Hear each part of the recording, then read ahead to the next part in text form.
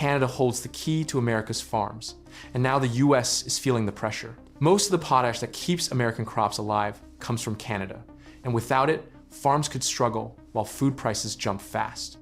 As Canada gains more power and control, the US is stuck relying on the same countries it tried to push away, and now that weakness is being exposed for the world to see. The United States imports more than 90% of the potash it uses. Potash is not an optional agricultural input. It is the critical ingredient in virtually all agricultural fertilizer, without which modern crop yields collapse. More than 80% of American potash imports come from a single country, Canada. There is no domestic alternative at meaningful scale. There is no substitute product. And this week, German authorities and Canadian officials began coordinating on how to use that dependency as leverage against a Washington administration that has spent 12 months applying maximum economic pressure to the very countries it depends on to feed its own farmers. At the same time, a number that has been sitting in public data without generating the attention it deserves is now entering the political debate in both countries. $733 billion. That is how much Canadian firms and pension funds have invested in the United States, making Canada one of the top 3 sources of foreign direct investment in the American economy, trailing only Japan and the United Kingdom. Combined with the potash dependency, the energy dependency, and the critical minerals dependency, the picture that emerges is one Washington has not previously been forced to confront in concrete terms. The country it spent a year trying to punish economically holds cards it has not yet played. Germany is now helping to count them. Start with potash because the agricultural stakes are the most immediate. Canada ships over 22 million tons of potash annually, accounting for nearly 2/5 of global exports. Saskatchewan hosts 11 active potash mines, employing 5,400 people directly and accounting for 11% of the province's GDP. 4 companies control all Canadian production: Canada's Nutrien, the world's largest potash producer, the US-based Mosaic Company, Compass Minerals, and Germany's K+S Group, which operates the Bethune mine in Saskatchewan. Australia's BHP is currently building the Jansen mine in Saskatchewan, projected to increase Canadian production by 40% once fully operational in 2029. Canadian potash dominance is not static, it is growing.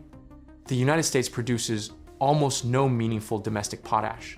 It has historically relied on imports for between 85 and 90% of its needs, with Canada supplying approximately 80% of all potash used by American farmers.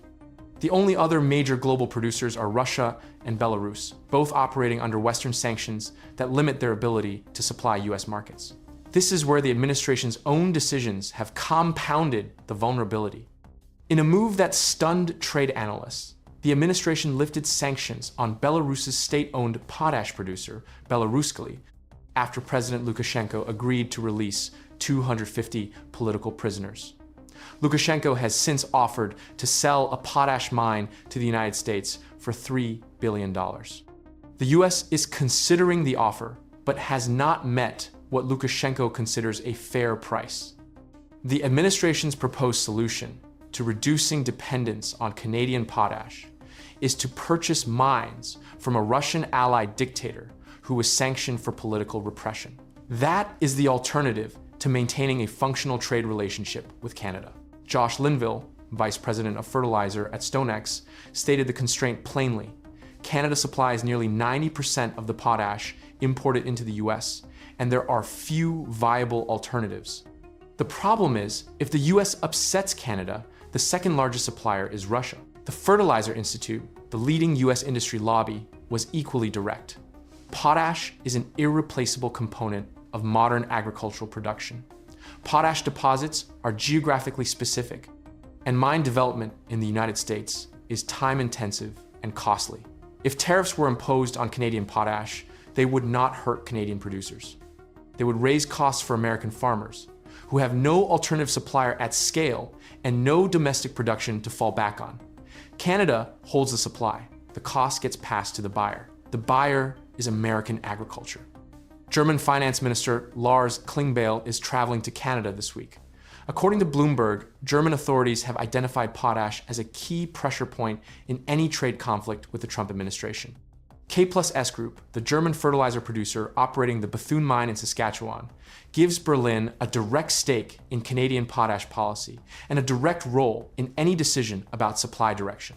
Officials in Germany are examining how companies like K+S could be moved to scale back shipments to the United States in a trade conflict. No decision has been made. Berlin's stated preference remains improving transatlantic relations rather than entering a trade war. But the fact that German officials are actively mapping this dependency and coordinating with Canada on its potential use tells you precisely how far the relationship between Washington and its European allies has deteriorated. Now turn to the $733 billion. According to US Department of Commerce data, Canadian firms and pension funds have deployed $733 billion in the American economy, infrastructure, real estate, technology, and private equity, held by institutions that have historically treated US markets as the natural destination for large-scale capital allocation. The 8 largest Canadian pension funds collectively hold approximately $1 trillion in US assets.